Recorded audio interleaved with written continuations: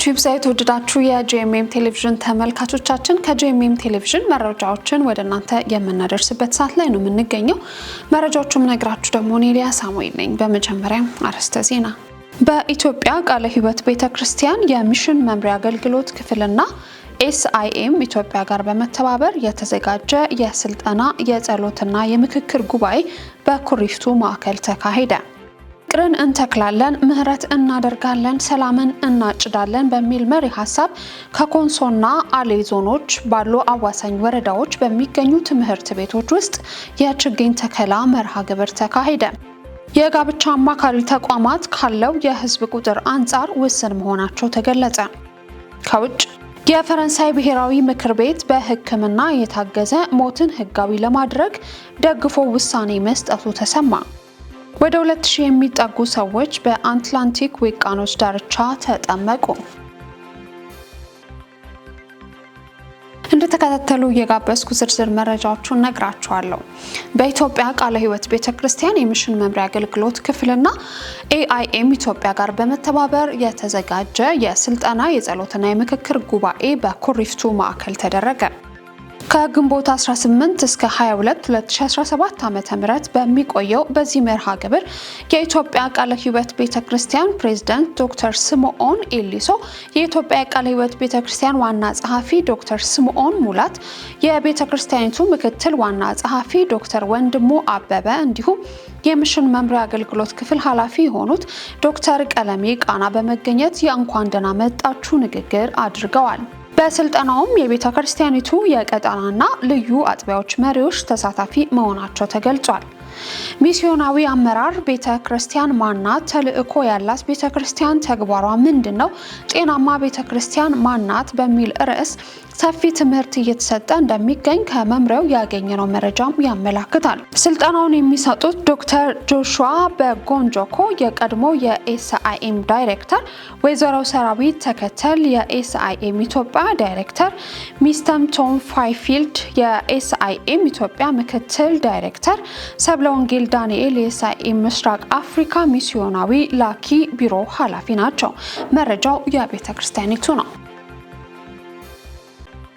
በሀገራዊ የንስሐ ጥሪ ፕሮግራሞች ላይ ሁሉም የወንጌል አማንያን ጥሪውን ተቀብሎ ተሳታፊ እንዲሆኑ ጄኤምኤም ቴሌቪዥን አስታወቀ። በሀገራችን በቤተ ክርስቲያን በአገልጋዮችና በትውልድ እንዲሁም መሰል ርዕሰ ጉዳዮች ዙሪያ ባሉት መሰረታዊ እውነታዎች ብሔራዊ የንስሐ ጥሪ በሚካሄድባቸው አብያተ ክርስቲያናት ላይ ሁሉም የወንጌል አማንያን ከልቡ ትኩረት ሰጥቶ ተሳታፊ መሆን እንዳለበት በንስሐ የመመለስና የመተው እርምጃንም የሚጠይቅ በመሆኑ ንስሐ የተገባባቸው ጉዳዮች ላይ ቁርጠኝነት የታከለበት ውሳኔም ሊወሰድ እንደሚገባ አስታውቋል። የወቅቱ የእግዚአብሔር አጀንዳ የንስሐና የመመለስ እንደሆነ ማረጋገጡን የሚዲያ ተቋሙ ባመነበትና ይህንንም የእግዚአብሔር አጀንዳ ተግባራዊ ከማድረግ አንጻር የሚዲያ ተቋሙ በንስሐ ዙሪያ የተቃኙ አገልጋዮች ላይ ትኩረት ሰጥቶ እንደሚንቀሳቀስ አስታውቋል። የጄኤምኤም ቲቪ ተመልካቾችም ከዚሁ ታላቅ የእግዚአብሔር አጀንዳ ጋር ተባባሪ በመሆን በንስሐ ጥሪው ላይ በግልም ሆነ በአብያተ ክርስቲያናት በመገኘት ተሳታፊ እንዲሆኑ ጥሪውን አቅርበዋል። የሚዲያ ተቋሙ በቀጣይም ከወንጌላውያን የሚዲያ ባለሙያዎች ማህበር ጋር በመሆን በሚዲያ ዙሪያ በተሰሩ እግዚአብሔርን ባሳዘነባቸው ልዩ ልዩ ርዕሰ ጉዳዮች ላይ በቅርቡ የንስሐ ፕሮግራም በሚዲያ ባለሙያዎች በሙሉ ባካተተ መልኩ እንደሚዘጋጅ አስታውቀዋል።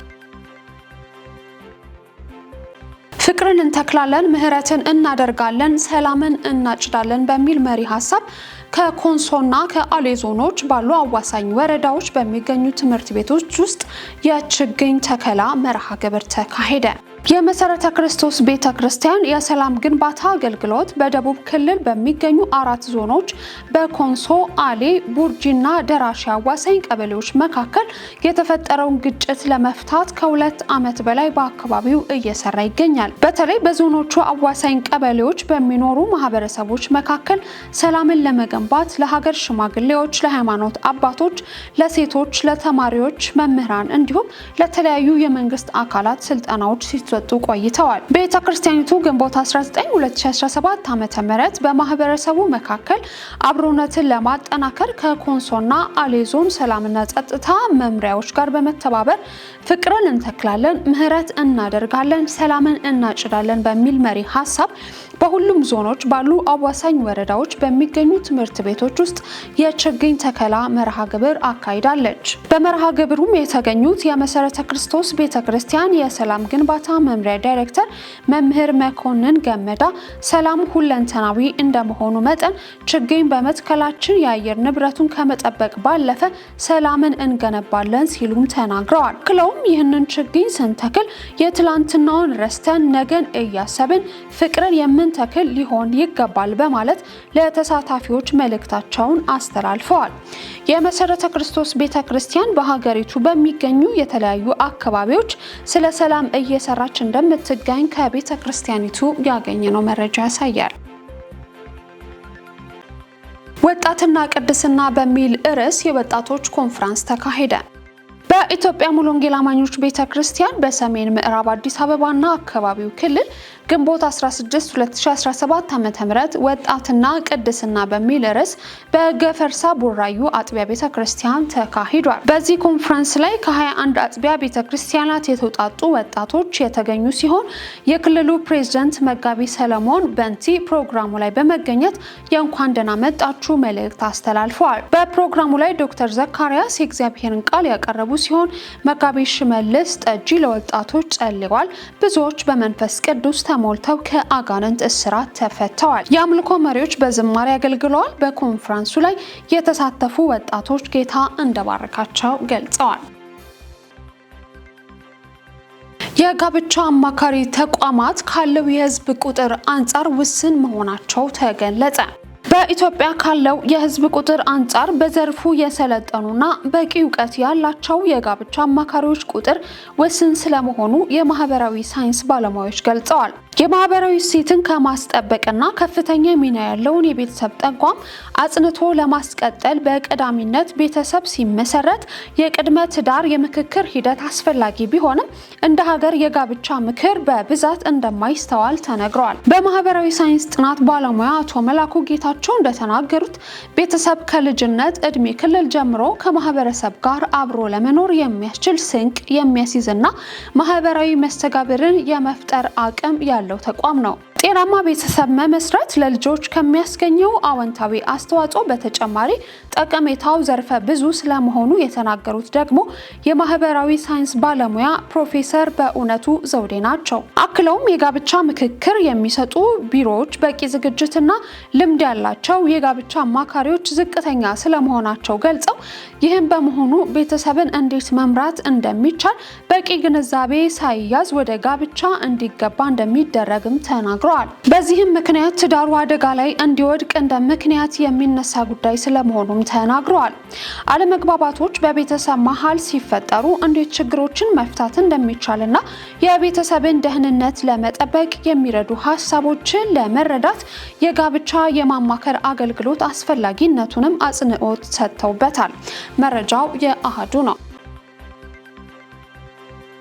በኢትዮጵያ የሚገኙ የደም ባንኮች ቁጥር 59 መድረሱ ተነገረ።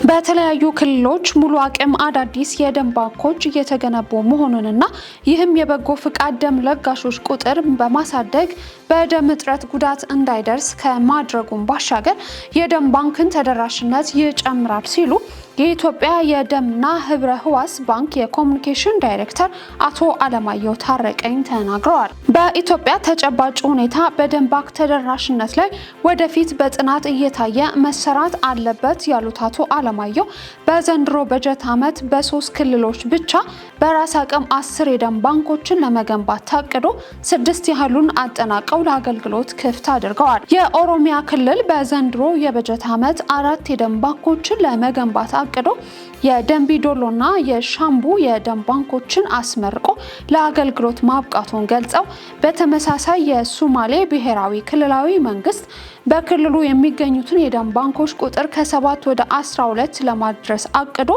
ፊልቱ፣ ቅብሪ ደሃርና ገርቦ የደም ባንኮችን የገነባ ሲሆን የአፋር ብሔራዊ ክልላዊ መንግስትም የአብዓል ደም ባንክን በመገንባት በክልሉ የሚገኙ የደም ባንኮች ቁጥር 3 ማድረስ ተችሏል ብለዋል። በአጠቃላይ የደም ባንኮች ግንባታ በሀገሪቱ የሚገኙ የደም ባንኮችን ቁጥር ወደ 59 ማድረሱን የጠቆመ ሲሆን ይህም በጎ ፍቃድ ደም ለጋሾች በአቅራቢያቸው በመሄድ ደም በመለገስ በደም እጦት ምክንያት ሊያልፉ የሚችሉ ህይወቶችን ለመታደግ አስቸኳይ ሁኔታ እንደሚፈጥርላቸውና የሀገሪቱ የጤና ስርዓት መሻሻል አዎንታዊ ሚና እንዳለውም ተመላክቷል። መረጃውን ከዳጉ ጆርናል አገኘ ነው። እየተከታተላችሁ ያላችሁት የጂኤምኤም ቴሌቪዥን መረጃዎችን ነው። ወደ ውጪ መረጃ አልፋለሁ። የፈረንሳይ ብሔራዊ ምክር ቤት በሕክምና የታገዘ ሞትን ህጋዊ ለማድረግ ደግፎ ውሳኔ መስጠቱ ተሰማ። ረቂቁ ተግባራዊ መሆን ሲጀምር ቋሚና ሊቋቋሙት የማይችሉትን የአካል የስነልቦና ስቃይ ያለባቸውን ታማሚዎች በዶክተር እገዛ ህይወታቸው እንዲያልፍ ያስችላል ተብሏል። የፈረንሳይ ፓርላማ በአውሮፓ በተንከባካቢዎች ስር ያሉ ህሙማን ሞትን ከፈለጉ ተንከባካቢዎቹ እንዲረዷቸው መንገዱን በመክፈት በእርዳታ የሚፈጸምን ሞት ህጋዊ ለማድረግ የሚያስችል ረቂቅ ህግን ደግፏል። ተወካዮቹ የረቂቁን የመጀመሪያ ንባብ 305 ለ199 በሆነ ድምጽ አጽድቀዋል። ውሳኔው ጸድቆ ከሚቀጥለው ዓመት ጀምሮ ተግባራዊ ከመሆኑ በፊት ወደ ሲኔት ላይኛው ምክር ቤት ከዚያም ወደ ታችኛው ምክር ቤትና ለሁለተኛ ንባብ ደግሞ ወደ ብሔራዊ ምክር ቤት የሚቀርብና በረጅም ሂደት ውስጥ የሚያልፍ ነውም ተብሏል። መንግስት የመሞት መብት ህጉ ታማሚዎችንና ከስቃይ ለመገላገል ለሚፈልጉ ለመደገፍ የተዘጋጀ የስነ ምግባር ምላሽ ሲል ገልጾታል። ህጉ አንድ ታካሚ የሞት ምኞቱን ከገለጸ ገዳይ የሆነ ንጥረ ነገር ለማግኘት ብቁ መሆኑን ለመወሰን ይፈቅዳልም ተብሎለታል። በዚህም ለመሞት የሚዳረገው ሂደት ታካሚዎች ራሳቸው ወይም በዶክተር እገዛ ህይወታቸው እንዲያልፍ የሚረዳ ነውም ተብሏል። ነገር ግን ህጉ ተፈጻሚ እንዲሆን ታካሚዎች ብዙ ጥብቅ ሁኔታዎችን ማሟላት አለባቸው የተባለ ሲሆን ከቅድመ ሁኔታዎቹ መካከል ከ18 ዓመት በላይ የሆናቸው የፈረንሳይ ዜግነት ወይም የመኖሪያ ፍቃድ ያላቸውና ከከባድ ለህይወት አስጊ የሆነ የላቀ ወይም በማይድን በሽታ የሚሰቃዩ መሆን አለባቸው ተብሏል። ወደ 2000 የሚጠጉ ሰዎች በአትላንቲክ ውቅያኖስ ዳርቻ ተጠመቁ። The Church of 1122 የተባለች ቤተክርስቲያን ናት። በአትላንቲክ ውቅያኖስ ዳርቻ በየዓመቱ የውሃ ጥምቀት የምታካሄድ ሲሆን ዘንድሮ 1958 ሰዎችን በማጥመቅ ወደ እግዚአብሔር መንግስት መቀላቀላቸውን በመልእክት አረጋግጣለች ተብሏል። የዘንድሮ ጥምቀት አምና ከነበረው በ1600 ሰዎች በቁጥር ከፍ ያለ መሆኑን ተናግረዋል። የተጠመቁ ሰዎች ከጆርጂያ፣ ፍሎሪዳ እና ሌሎችም ግዛቶች የተውጣጡ ናቸው ተብሏል። የቤተ ክርስቲያኗ መሪዎች ጥምቀቱ ሰዎችን ወደ እግዚአብሔር መንግስት የማፍለስ ዘመቻ መሆኑን ገልጸው ከዚህ በላይ የሚያስደስት ነገርም የለም ብለዋል። ዓመታዊ የአትላንቲክ ውቅያኖስ ዳርቻ ጥምቀት መካሄድ ከጀመረ ከ10 ዓመት በላይ አስቆጥሯል ሲል ያስነበበው ወርዚ ኒውስ ነው። ለዛሬ ያዝንላችሁ መረጃዎች ከማጠቃለላችን በፊት አርዕስተ ዜናዎቹን ላስታውሳችሁ። በኢትዮጵያ ቃለ ሕይወት ቤተክርስቲያን የሚሽን መምሪያ አገልግሎት ክፍልና ኤስአይኤም ኢትዮጵያ ጋር በመተባበር የተዘጋጀ የስልጠና የጸሎትና የምክክር ጉባኤ በኩሪፍቱ ማዕከል ተካሄደ። ፍቅርን እንተክላለን፣ ምህረት እናደርጋለን፣ ሰላምን እናጭዳለን በሚል መሪ ሐሳብ ከኮንሶና አሌ ዞኖች ባሉ አዋሳኝ ወረዳዎች በሚገኙ ትምህርት ቤቶች ውስጥ የችግኝ ተከላ መርሃ ግብር ተካሄደ። የጋብቻ አማካሪ ተቋማት ካለው የህዝብ ቁጥር አንጻር ውስን መሆናቸው ተገለጸ። ከውጭ የፈረንሳይ ብሔራዊ ምክር ቤት በሕክምና የታገዘ ሞትን ህጋዊ ለማድረግ ደግፎ ውሳኔ መስጠቱ ተሰማ። ወደ 2000 የሚጠጉ ሰዎች በአትላንቲክ ውቅያኖስ ዳርቻ ተጠመቁ። በሀገራችን ለምትገኙ የወንጌል አማኞች የአብያተ ክርስቲያናት መሪዎችና አገልጋዮች ጂኤምኤም ቴሌቪዥን መልእክት አለው። ይህ ጊዜ በሀገር አቀፍ ደረጃ ንስሐ የምንገባበት የንስሐ ወቅት በመሆኑ ሁላችሁም የወንጌል አማኞች ባላችሁበት ቦታ የንስሐ ጥሪ በሚደረግበት ስፍራዎች በመገኘት የንስሐው ተካፋይ እንድትሆኑ ጂኤምኤም ቴሌቪዥን ጥሪውን ያቀርባል። ለዛሬ ያዝንላችሁ መረጃዎች እነዚሁ ነበሩ። ሌሎች የጂኤምኤም ቴሌቪዥን ፕሮግራሞች ይቀጥላሉ። መልካም ጊዜ